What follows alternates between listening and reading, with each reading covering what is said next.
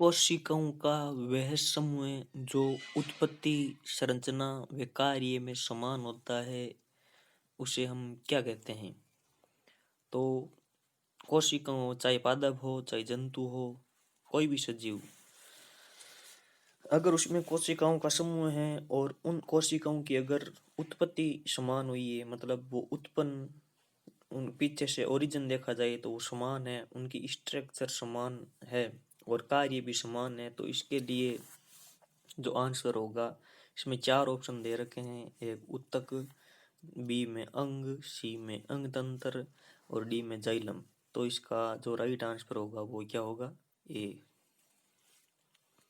इसका right answer होगा ए। जो उत्तक होता है, जो उत्तक होता है उसमें कोशिकाओं की उत्पत्ति, संरचना और कार्य समान होते हैं। दूसरा प्रश्न देखते हैं हम, जो कि 8 नंबर है। लंबी लिग्निन युक्त संकरी एवं मृत कोशिकाएं उपस्थित होती है। लंबी लिग्निन युक्त संकरी एवं मृत कोशिकाएं उपस्थित होती है। तो लिग्निन युक्त जो मृत कोशिकाएं होती है नलिका रुमा, उनको हम जिनको वाहिका और वाहिनिका कहा जाता है, वो जाइलम के अंदर उपस्थित होती है। देखो, जाइलम के अंदर चार तत्व होते हैं: जाइलम वाहिका, जाइलम वाहिनिका और जाइलम रेशे। एक का नाम होता है वाहिका, एक का होता है वाहिनिका, एक का होता है जाइलम रेशे और एक का होता है जाइलम मर्दूतक। मर्दूतक। तो इसका आंसर होगा जाइलम में। लंबी होगी, लिग्निन युक्त होगी, कोशिका भित्ति होती है, उसके ऊपर लिग्निन का जमाव, संकरी एवं मृत कोशिकाएं होती है। जाइलम के अंदर जाइलम वाहिका, जाइलम वाहिनिका, जाइलम रेशे, ये मृत होते हैं और जो जाइलम मर्दूतक होता है वो जीवित होता है। इसके चार तत्वों में से तीन तत्व है वो क्या होते हैं? मृत होते हैं, और जो एक तत्व होता है वो मृत होता है, जीवित होता है, जिसको हम बोलते हैं जाइलम मर्दूतक। अगला प्रश्न 9वां। चालनी नलिकाएं पाई जाती है। ए ऑप्शन में लिखा है जाइलम में, बी में लिखा है फ्लोयम में, 3 नंबर लिखा है कैम्बियम में और डी में लिखा है विब्जियोतक में। तो चालनी नलिकाएं हैं, ये आप सबको पता है, फ्लोयम के अंदर पाई जाती है। फ्लोयम के चार तत्व होते हैं: जाइलम, फ्लोयम, मर्दूतक है, सकोशिका है और चालनी नलिका है और फ्लोयम रेशे हैं। यानी कि चालनी नलिका, फ्लोयम मर्दूतक है और फ्लोयम रेशे हैं और सकोशिका, ये चार तत्व होते हैं किसके अंदर? फ्लोयम के अंदर। मैं एक बार आपके सामने इनके नाम लिख देता हूँ। एक होता है चालनी नलिका, एक होता है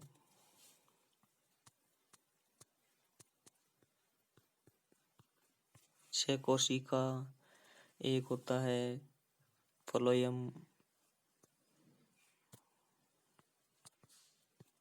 रेशे और एक होता है फ्लोयम मृदुतक। ठीक है।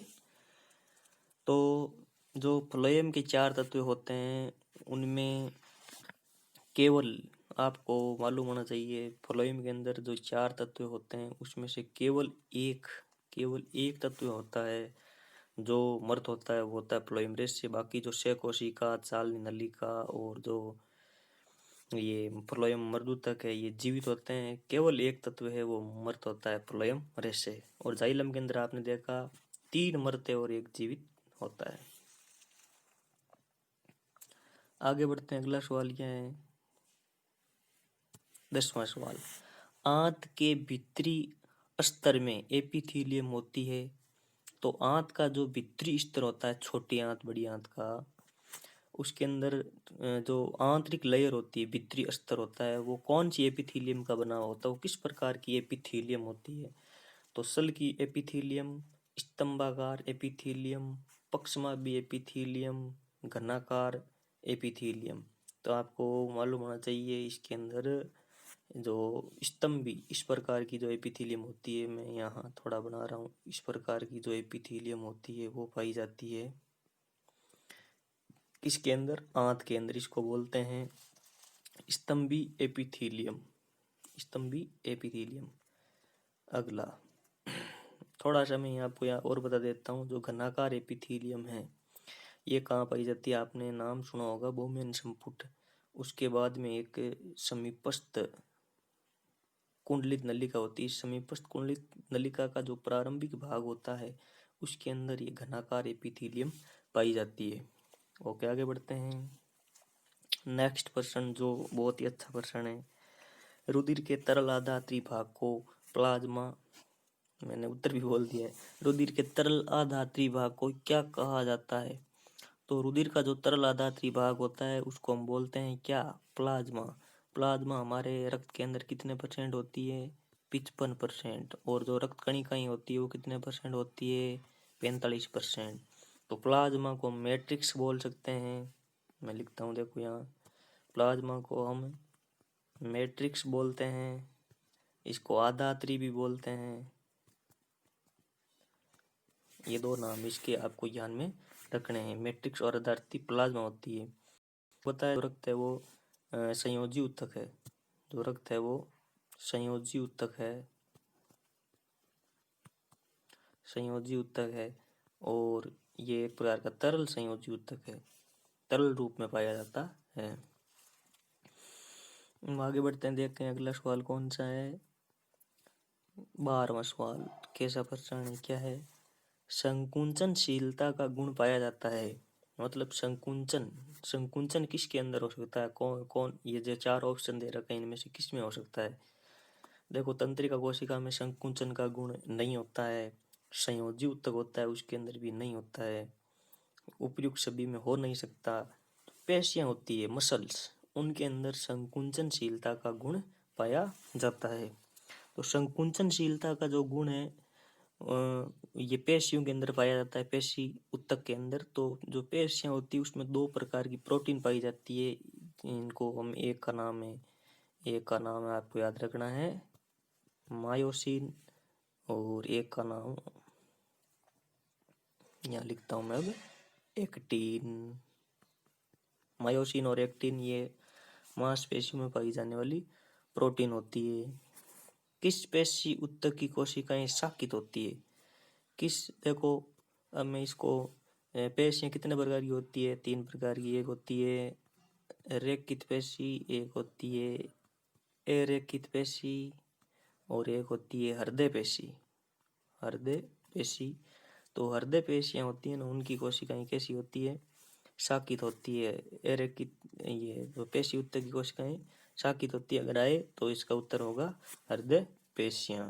अगला, एरेकित पेशियां पाई जाती है हृदय में, हृदय में हृदय पेशियां होती है, गलत हो गया यहाँ। आमाशय में एक बार छोड़ो, जांग के अंदर, जांग के अंदर तो रेखित पेशियां पाई जाती है। बाहों, बाहें में, मतलब बाहों में, भुजाओं में तो रेखित पेशियां पाई जाती है। जो आंतरिक अंग होते हैं जैसे आमाशय है, गर्भाशय, इनके अंदर कौन सी पेशियां पाई जाती है, इनके अंदर अरेखित, जिनको हम चिकनी पेशियां भी कहते हैं। अगला सवाल, कौन से पेशी ऊतक जंतु की इच्छा अनुसार कार्य करते हैं। तो इसका सीधा सीधा आंसर है रेखित पेशी, जिनको हम ऐच्छिक पेशियां भी कहते हैं, कंकाली पेशियां भी कहते हैं, क्योंकि कंकाल तंत्र से जुड़ी हुई होती है। और आगे बढ़ते हैं, अगला 16वां प्रश्न है, तंत्रिका कोशिका को कहते हैं। तो तंत्रिका कोशिका को आप सीधा उत्तर दोगे, तंत्रिका कोशिका को और किस नाम से जाना जाता है, न्यूरॉन नाम से जाना जाता है, जो तंत्रिका तंत्र की संरचनात्मक एवं क्रियात्मक इकाई है। अगला प्रश्न क्या देखते हैं यहाँ पर। अब कुछ अति लघुरात्मक प्रश्न जो इम्पोर्टेंट है, वापिस वही प्रश्न आया है। ऊतक किसे कहते हैं, तो समान उत्पत्ति, संरचना तथा कार्य वाली कोशिकाओं के समूह को ऊतक कहते हैं। यानी कि जैसे ये यहाँ बना रहा हूँ, ये कोशिकाएं हैं, ये कोशिकाओं का समूह है। तो इन सभी कोशिकाओं की जो उत्पत्ति हुई है वो समान हुई है, इनकी संरचना भी समान हुई है। अगर अगर हाई लेवल की क्लासों में चले जाते हैं तो वहाँ संरचना भिन्न हो सकती है, परंतु आपको नॉर्मल तरीके से ये याद रखना, उत्पत्ति समान होती है, संरचना समान होती है और इनका जो कार्य होता है वर्क वो समान होता है। तो कोशिकाओं का जो ऐसा समूह है उसको हम क्या बोलते हैं, उत्तक कहते हैं। और उत्तक का अध्ययन विज्ञान की कौन सी शाखा में किया जाता है, तो उसको हम बोलते हैं हिस्टोलॉजी। अगला प्रश्न देखो, पादप उत्तकों के दो मुख्य वर्गों के नाम लिखो। तो पादप उत्तकों के दो मुख्य वर्ग विभज्योतक और स्तयोतक। देखो, जो पादप होते हैं उन पादपों में दो प्रकार के उत्तक पाए जाते हैं उनके शरीर के अंदर। एक तो विभज्योतक मेरिस्टेमेटिक टिश्यू विभज्योतक, और एक को हम बोलते हैं स्थायी उत्तक। विभज्योतक उत्तक है और स्थायी उत्तक है, ये दो प्रकार के होते हैं पादपों के अंदर। अगला देखो, पौधों में विभज्योतक कहाँ कहाँ होता है। पौधों में विभज्योतक कहाँ कहाँ होता है, तो पौधों के अंदर विभज्योतक है वो कहाँ कहाँ होता है। देखो, जड़ तथा तने के अग्रस्त भाग में, जैसे ये कोई जड़ है तो यहाँ पर होगा, और कोई ये तना है तो यहाँ पर होगा। इसके अग्रस्त भाग में कौन सा पाया जाता है, तब आपको बताना है कि इनके अंदर शीर्षस्थ विभज्योतक होता है, एपिकल मेरिस्टेम होता है। इसी प्रकार देखते हैं जड़ की परव संधियों पर अंतर्विष्ट विभज्योतक। जड़ की परव संधियों पर अंतर्विष्ट विभज्योतक, तो ये थोड़ा सा मेरे को बिल्कुल ये गलत है, छपा हुआ प्रिंटिंग गलत है। जड़ नहीं होगा, जड़ में तो होती नहीं है परव संधियां, तो ये गलत है। जो तना होता है उसकी परव संधियों पर कौन सा होता है, अंतर्विष्ट विभज्योतक। यहाँ ध्यान रखना, तना की परव संधियों के ऊपर अंतर्विष्ट विभज्योतक। जड़ तथा तने के पार्श्व में, तो ये ठीक है, सही है, इसको हम बोलते हैं लेटरल मेरिस्टेम, जिसको हम बोलते हैं पार्श्वीय विभज्योतक। आगे बढ़ते हैं।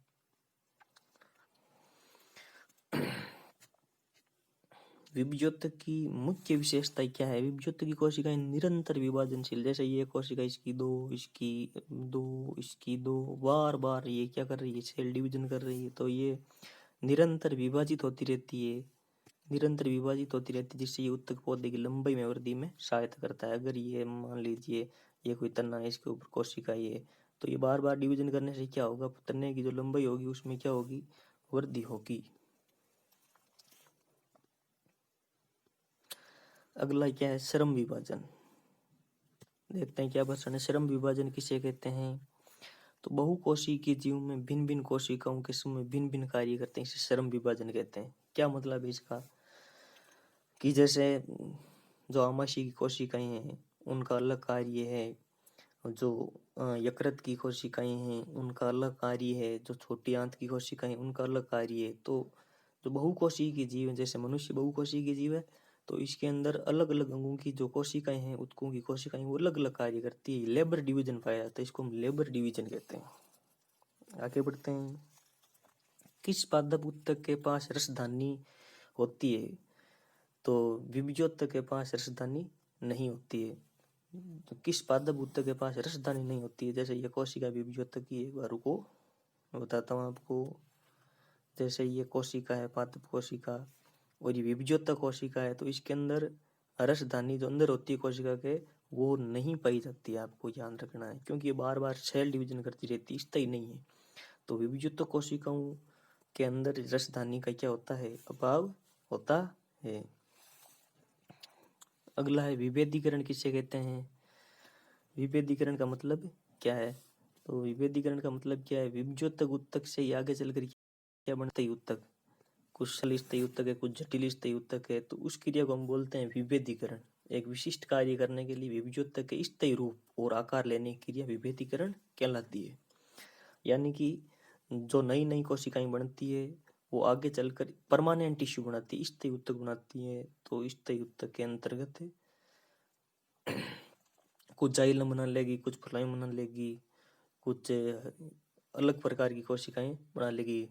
इनको हम बोलते हैं पेरेन्काइमा, कोलेनकाइमा। तो वो विभेदीकरण होता है, अलग अलग कार्य के लिए अलग अलग रूपांतरित हो जाती है कोशिकाएं, विभिजोतक से बनती है। अगला प्रश्न, स्थायी उत्तक कैसे होता है, कैसे बनता है? अभी बताया मैंने, विभिजोतक की कोशिकाएं विभाजित होकर किसका निर्माण करती है? स्थायी उत्तक का। अगला प्रश्न, क्लोरोफिल युक्त कोशिकाओं को क्या कहते हैं? क्लोरोफिल युक्त कोशिकाओं को क्लोरेनकाइमा कहते हैं। तो क्लोरोफिल युक्त कोशिकाएं होती है उनको हम बोलते हैं क्लोरेनकाइमा। ये इंपॉर्टेंट आपको याद रखना है। जो पत्तियां होती हैं उनके अंदर ये पाई जाती है, हरा तना उसके अंदर पाई जाती है। क्लोरोफिल युक्त कोशिकाओं को हम क्लोरेनकाइमा कहते हैं। अगला प्रश्न, जलीय पौधों में तैरने का गुण किस प्रकार पाया जाता है?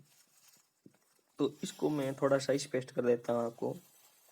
जो अभी मैंने थोड़ी देर पहले बताया क्लोरेनकाइमा, तो क्लोरेनकाइमा एक प्रकार का पेरेनकाइमा का ही भाग है। पेरेनकाइमा, जैसे ये पेरेनकाइमा की कोशिका है, तो जलीय पौधों के अंदर क्या होता है? पेरेनकाइमा कोशिकाओं के अंदर वैक्यूल बन जाती है, जिनके अंदर वायु भर जाती है और वो पौधे को उत्प्लावन बल प्रदान करती है।